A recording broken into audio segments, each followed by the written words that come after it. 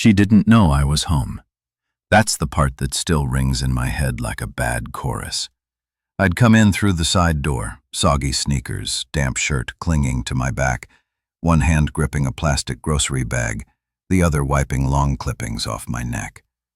The rain had started just as I finished mowing. I'd rushed through the checkout at Kroger to make it back before the storm really opened up. I wasn't supposed to hear her, but I did. "I'm divorcing him," she said loud and unbothered, her voice bouncing off the kitchen tile. "I can't live on his pathetic salary anymore." There was a pause, then laughter, not nervous, not guilty, genuine, unfiltered amusement. Her mother, Margie, the woman who looked at me like I'd tracked manure into her life, chimed in. "Well, finally. You gave it your best shot, sweetie."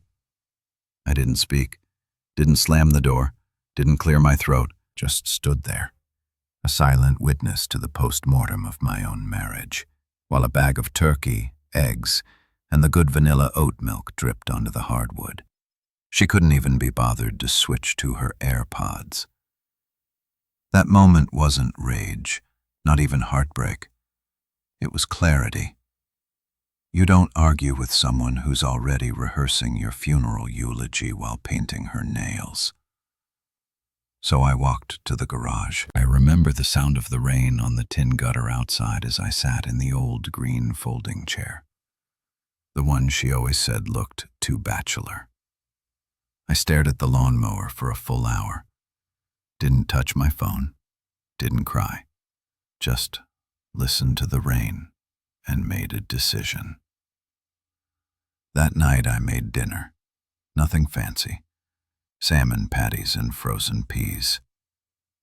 She didn't say a word about the groceries, just scrolled her phone, occasionally snorting at something on Instagram. At one point she asked, "Can we talk about this whole separation thing? I've been thinking, maybe we don't need to make this messy. No court battles or drama." I said, "Sure, whatever you think is fair." She blinked. "Really?" "Yeah," I said. "You can have the house. I'll find somewhere else." The way her eyes lit up like she'd just scratched a winning lotto ticket. You could almost hear her pride swelling. "Well, I appreciate that," she said, barely containing the smirk. "It's really mature of you." She didn't even hide it. No attempt to soften the blow. She thought she'd won. If you've made it this far, let me tell you something. Over 97% of people who read stories like this don't hit follow. But if you do, it genuinely pushes me and my team to keep making more. If you like where this is going, stick around. Anyway, back to the show. The next day, she had her little brunch with her friends. I heard her laugh from the driveway as I pulled out. "He's being so cooperative," she said. "I almost feel bad, almost. He knows he's lucky I'm not asking for more." She said that while wearing the necklace I bought her on our 5th anniversary, the one she called underwhelming, I signed everything, quietly, smiled through it, answered every email from her lawyer on time, gave her no reason to suspect anything was off except one. She never asked why my legal name didn't match the one on our shared mortgage. Didn't ask why I never updated it after we married. Didn't notice that I'd quietly taken my mother's maiden name back 2 years ago after a very specific funeral changed everything. And you better believe I wasn't going to remind her. I moved out 3 days later, packed my things into 2 Rubbermaid bins and an old military duffel bag I hadn't touched since college. She wasn't even home. Left me a note on the fridge that said, "Don't forget to clean the downstairs bathroom." "You promised." Classy touch, real elegant. She got the house, the white BMW, the Luke Cruisette pan she never used, and even the dog who, for the record, liked me better. And I gave it all up with a straight face and a calm voice. No fights. No screaming matches on the lawn. No broken plates or slammed doors. Just clean exits and polite email threads. She told her friends, "Honestly, I think he's relieved. He knows he can't maintain this lifestyle. He knows I'm married beneath myself." I heard that one secondhand from a coworker's wife who happened to be at the same yoga class. I didn't flinch. Let her have the narrative. Let her play the saint who tried her best while I faded into the background like a polite servant dismissed after years of faithful mediocrity. The truth. I played it so well even I started to believe the role. Her lawyer was some guy named Jeff, the type who drinks protein shakes with almond milk and pretends he's from Brooklyn because he lived there for one semester. Jeff cc'd me on all the filings like he expected I'd need help reading them. I replied to every email with a crisp "acknowledged" and filed what he needed within the hour. Never made a single demand. "You're not contesting the house?" he asked during one Zoom call. "No," I said, sipping coffee from a chipped mug. She always loved the backsplash. I saw his eyebrows lift like he'd just found out I wasn't illiterate, and the 401k split. "She can have it. I'll waive mine." He blinked. "All right then. That's unusual." "Unusual? Jeff, you have no idea." See, while Jeff was congratulating himself for wrapping up a low-effort case, I was quietly running a parallel operation. I had already re-registered under my legal name, the one I restored after the death of my grandfather, the one that made certain inheritance structures possible again, the name she never asked about.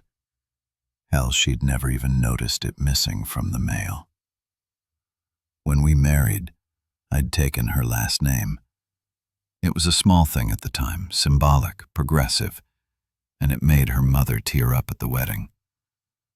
But when Grandfather Akins passed, I switched it back quietly, legally without fanfare, because Akins meant more than a name. It meant lineage, and more importantly, it meant access. But I didn't mention any of that to her or her little brunch brigade. I let them believe I was couch surfing at my brother's, struggling to afford gas. I let her believe I was licking my wounds and budgeting on instant noodles. She told her friends, "I think he's staying in one of those extended stay motels, the ones with bad lighting and tiny fridges." And they all giggled like she'd just stepped out of a rom-com with a perfect new manicure and a man-shaped doormat in her past. She was still smiling when she picked up the divorce decree, smiling as she sent me a one-line email. "You've been surprisingly decent. I hope you find happiness someday." I replied with, "Already on it," and attached the signed paperwork. It was done. She thought she'd won, that she'd outplayed the dull husband with the modest income and left with everything. But all she'd really done was walk out of a house she didn't understand and into a future she'd never be part of. Because the thing about people like her, they never bother to ask why someone stops fighting. They assume it's surrender. But sometimes it's a setup. She thought I was staying on a pull-out couch living off fast food and pity. Told her friends I was probably watching old war documentaries and feeling sorry for myself. What I was actually doing that morning was choosing between two suits, navy or charcoal, and polishing my shoes. Not for a job interview, not for a date, but for a meeting I'd waited nearly 12 years to have. The building didn't look like much from the street, just another old financial firm sandwiched between a gelato place and a wine bar. But the marble lobby told a different story. Quiet, dignified, timeless. No receptionist, just a biometric scanner and a fingerprint pad. I placed my right index on the glass, and the door opened with a soft click. Inside, silence, deep leather chairs, and an oil painting of my great-grandfather in full military dress. The plaque below read, Samuel E. Akins, 1921 to 1994. My heart didn't race. It slowed the way it does when you step into a room where you belong. Mr. Dalhart, gray suit, older than sin and sharper than any man half his age, rose when I entered. "Mr. Akins," he said, extending his hand. "It's been a long time." "I'm ready," I said, shaking it firmly. "Activate the contingency. Let the trust distribute." Thouhart didn't flinch. He simply nodded, walked over to the mahogany cabinet and retrieved a slim leather folder sealed with wax. "You understand what this means?" "Of course," he said, sliding it toward me. "I do." She walked. "We're legally separated. The trigger is valid." He opened the file. "And she doesn't know." I smiled. She never asked. He shook his head slowly, almost with pity.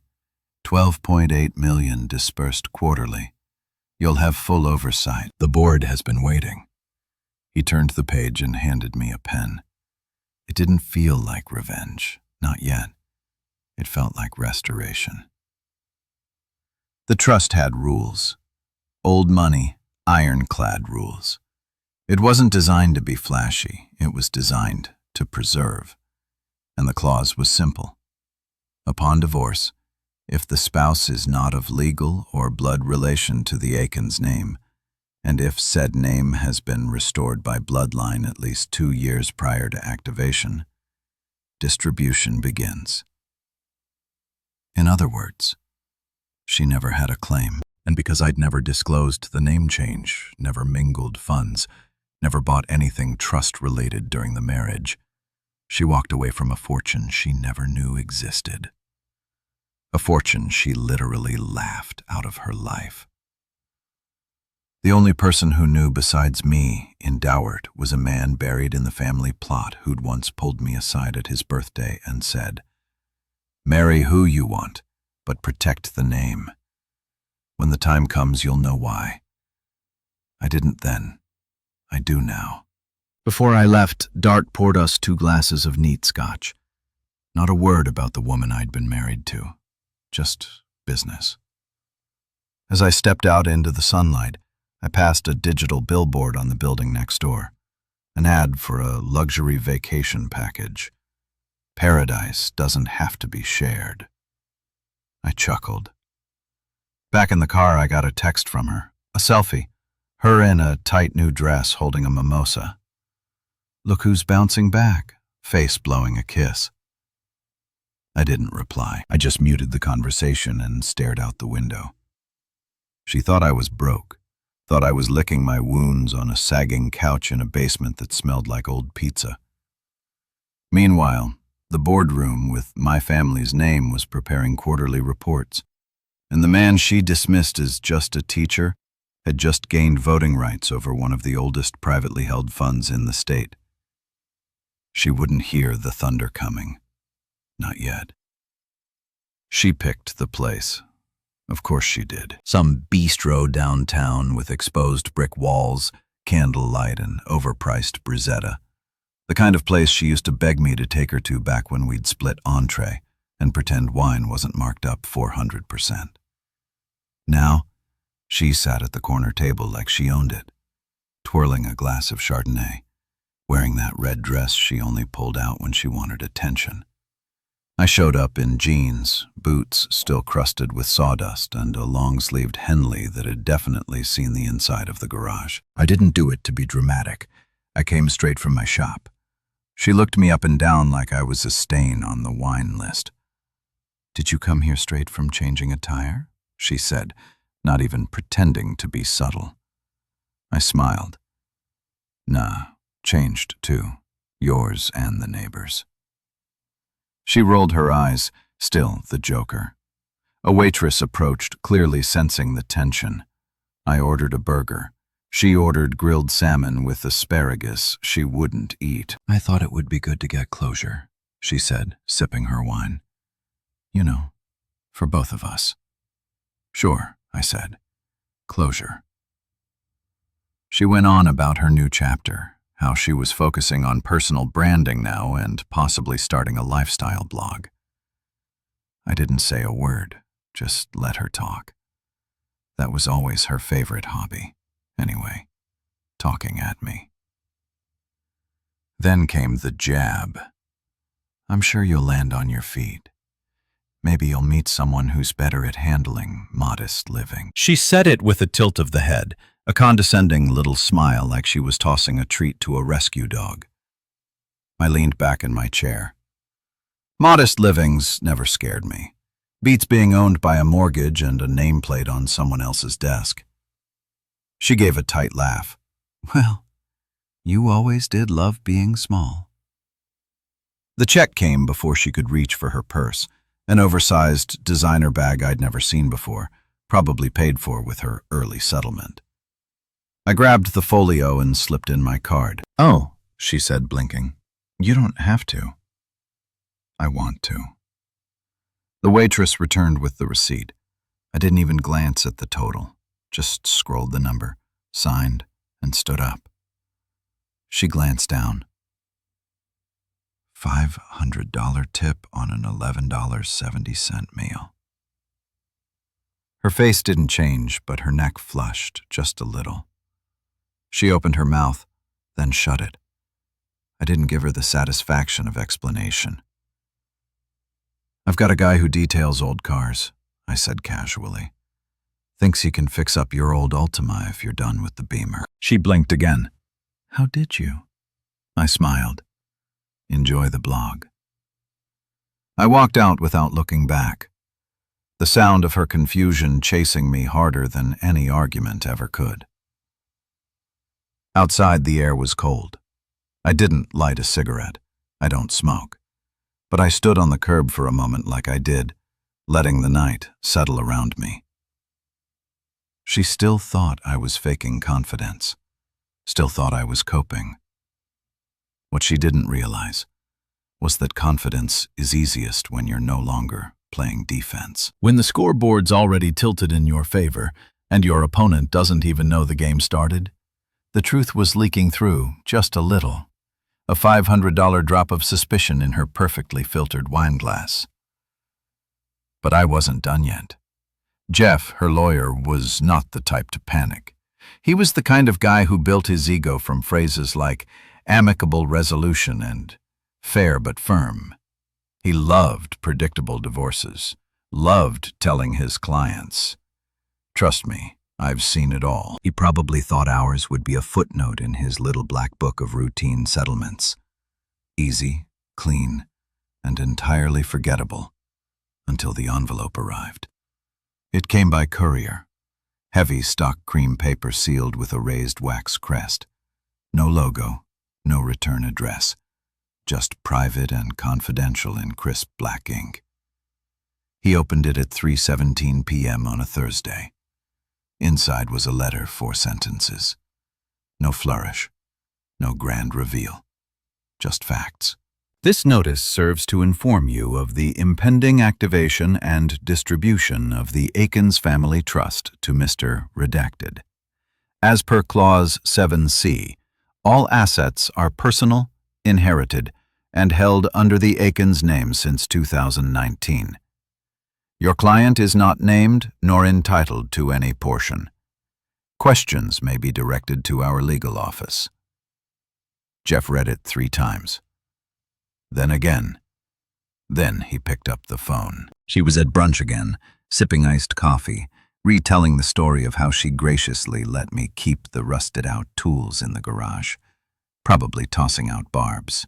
Like, honestly, it's kind of sad how easy he made it for me. Mid-sentence, her phone rang. Jeff, twice in a row she picked up annoyed. Jeff, I'm with friends. Can this wait? His voice was shaky. Jeff's voice. You need to read the letter they just sent me. What letter? A trust notice, he said. The Akins Trust activated. $12.4 million in initial assets. None of it shared. None of it yours. The words didn't land right. She blinked, stared at the mimosa glass like it might explain something. I what? I thought he was just a teacher. Jeff exhaled like he was trying to lower his blood pressure through sheer will. You told me there were no hidden assets, that you two live paycheck to paycheck. We did, she snapped. I mean, I think we did. What is this, some retirement thing? No, he said. This is generational old money and legally firewalled. I have no standing here. None. The table around her fell silent. Her friends stared, watching her face morph from smug to gray. I didn't know, she whispered. That's clear, Jeff replied, his voice cool now. But you should have. You really, really should have. She hung up and walked to the bathroom, locked the door. Inside, she read the forwarded scan on her phone, read it again and again. But the sentence didn't change. Your client is not named, nor entitled to any portion. She tried to remember. Had she ever asked about my family, about the name on the mailbox, about the framed photo in the guest room that she always claimed clashed with her aesthetic? She hadn't, because she assumed there was nothing to ask. She assumed she was marrying down. She assumed up was the only direction she could go. Now she was standing in a tiled restroom, phone screen dimming in her hand, realizing she hadn't just lost a husband. She'd stepped over a gold vein in the dirt and walked away barefoot. And all I'd done was let her. She didn't knock.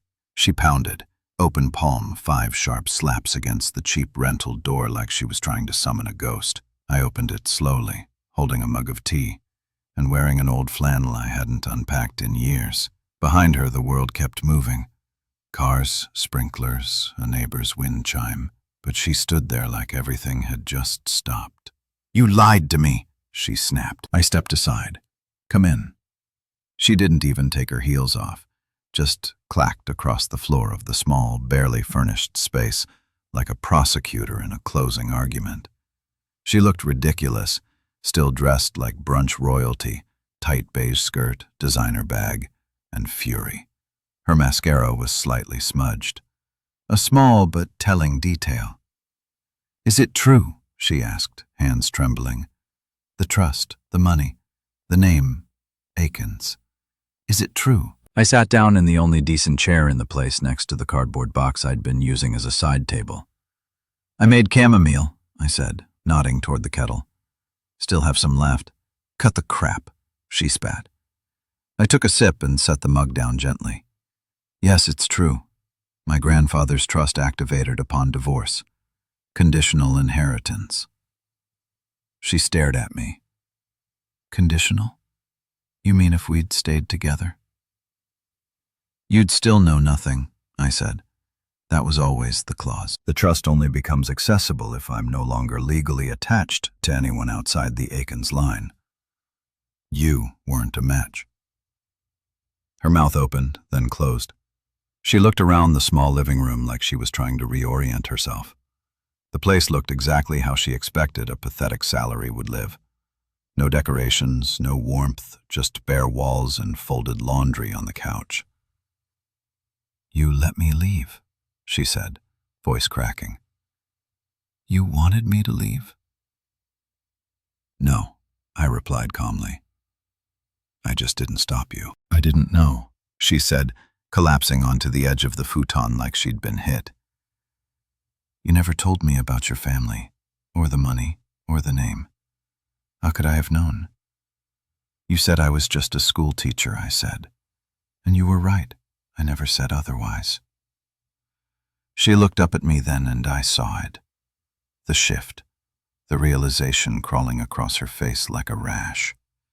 That she'd mistaken quiet for weakness, simplicity for smallness, love for lack of ambition.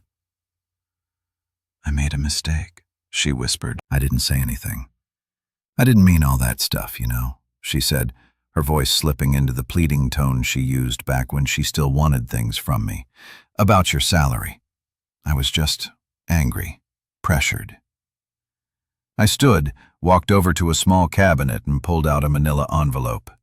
Same one I'd brought to dinner. Same one she'd ignored the first time. I handed it to her. Her hand shook as she took it. Everything's still valid, I said. Signed, finalized. We're officially done. She looked at the envelope like it was a bomb. Please, she said, let's just talk. Really talk. I offered that, I said, walking back to my chair. Years ago I was stupid. I agreed. She laughed, dry broken.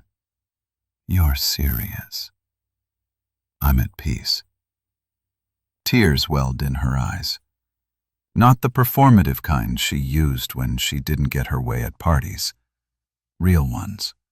The kind that come when the floor vanishes under your feet. I never knew who you really were. No, I said, but I did. She left the envelope on the coffee table and walked out without another word. Not even a door slam. Just silence. And in that silence, I took another sip of my tea and stared at the envelope. She thought it was the end of a conversation, but for me, it was the punctuation, the last period at the end of a very long, very quiet sentence. The photo ran on page 3 of the Midland Business Journal, beneath a headline that most of her friends probably wouldn't have even noticed until they did. Legacy and Leadership. Akin's family trust reemerges with local philanthropic pledge. There I was, clear as day, navy suit, crisp white shirt, shaking hands with the mayor in front of a charity gala backdrop with gold-lettered logos behind us. To my left stood the CEO of a local hospital group. To my right, the president of the Historical Preservation Board. And below the image in bold, Sarif, full name redacted, sole inheritor of the Akins family estate. She saw it by accident. A friend from her spin class sent a screenshot with a laughing emoji. Is this your ex? Damn, you never mentioned he had money. Another message came seconds later. Different friend, same energy. Weren't you just telling me he still owed you for the Vitamix? A third message, her cousin, your broke ex, just pledged $1 million to restore the old library. Flushed face. She opened the article. The piece wasn't long, just a few paragraphs noting how Mr. Akins has remained largely private over the years and how he'd quietly resumed control over the family trust after the passing of patriarch Samuel Akins. It praised his low profile, his decision to support local initiatives, and his apparent disinterest in flaunting wealth. There was even a quote, "Legacy isn't about inheritance." I told the journalist, it's about discernment. Quiet decisions with loud results. She dropped her phone. It hit the marble floor of her kitchen and skittered beneath the island. The room felt suddenly larger, colder. She sat down at the counter and stared at the spot where the phone had disappeared, like it had vanished into another dimension. And then the call started. First, her mother. Number. Hello. You mean you left that? She closed her eyes. Mom, I didn't know. You lived with him for years. What do you mean you didn't know? Didn't you ever wonder why he never borrowed money? Or why his car was 10 years old but always ran like a dream? Mom, stop. You always said he was broke. I thought he was. Well, her mother said, voice sour and sharp as ever. You thought wrong. And now you're living in a rental with a dying fig tree, while your ex-husband's donating wings to children's hospitals. Click more texts. Dozens. Her best friend from college sent a voice memo that started with, "Okay, what the hell?" She turned off her phone, then unplugged the Wi-Fi router for good measure. She sat alone in her kitchen, dressed in a sweatshirt she'd stolen from my side of the closet during the divorce. The sleeves were too long. She kept tugging them up like they were trying to choke her. Outside, a neighbor's kid rode a scooter up and down the block. The sound of wheels scraping pavement was the only thing left in the air, because it wasn't just that I had money now. It was that everyone knew except her. And worse, that everyone knew she didn't know. It's one thing to leave a man because you think he's beneath you. It's another to find out the man you mock for being just a teacher is now casually shaking hands with the men who write checks with more zeros than your annual wardrobe budget. She thought she'd rewritten the story of us. Now she was realizing she was just a footnote in mine. It took her 3 days to call Jeff back. By then, the article had circulated far beyond the business journal. It made the rounds on local Facebook groups. Someone on Twitter reposted it with the caption, "Guy gets dumped, becomes Bruce Wayne." Respect. Even LinkedIn had a trending post, "Never underestimate the quiet ones." She showed up at Jeff's office unannounced, sunglasses on, hair pulled back like a grieving widow, even though the only thing she'd lost was something she never bothered to check if she had. Jeff looked up from his desk like a man already preparing for disappointment. "I want to revisit the settlement," she said, dropping into the leather chair like a client who expected results by sheer force of posture. Jeff sighed. "I thought this might happen." She leaned in. "He lied, Jeff. He hid money. You said if someone withholds assets during a divorce, he didn't." Jeff interrupted. "That's the problem." She frowned. "What do you mean?" "I filed a petition yesterday," Jeff said, tapping his tablet, claiming asset concealment, asking for an emergency hearing. Their attorneys responded in 42 hours with documentation that made me feel like I should send them a fruit basket. He turned the screen toward her. "Read it." The response was brutal in its efficiency. The Akins Family Trust was never commingled with marital assets, was registered under a pre-marriage name, and remained dormant throughout the entirety of the marriage. Activation occurred post-legal separation under conditions clearly outlined in Clause 7C. There is no legal precedent for redistribution. She blinked. Dormant pre-marriage name. What is this spike? Jeff didn't smile. "You never asked him about the name change? I thought he was being sentimental or something." Jeff tapped again. "Legally, he insulated everything. The inheritance didn't exist in any form we could have claimed while you were together. It's like suing someone for a lottery ticket they bought after the breakup." "I was his wife," she said, voice rising. "I gave him years of my life, and he gave you the house, the car, the accounts." "And didn't contest a single clause," Jeff said. "No prenup, no screaming. Just cooperation. That was your red flag. He let you walk." Her mouth opened, then closed. "There's got to be a way," she said finally. "Appeal, technicality, something." Jeff folded his hands. "There isn't." She leaned back slowly like gravity itself had gotten heavier. "You're telling me I walked away from $12 million. 12.8, Jeff corrected helpfully. She stared at the wall. The framed Harvard law degree, the bookshelf full of legal journals she never read. "You should have dug deeper," she said flatly. Jeff looked at her, expression unreadable. "No," he said. "You should have." For once she had no comeback, no deflection, no snide remark, just silence. Because there's no lawyer for arrogance, no appeal process for underestimating someone who knew you better than you knew yourself. All she could do now was sit there in that office, surrounded by legal language and polished wood, and realize the paperwork was final. The money was gone, and so was he.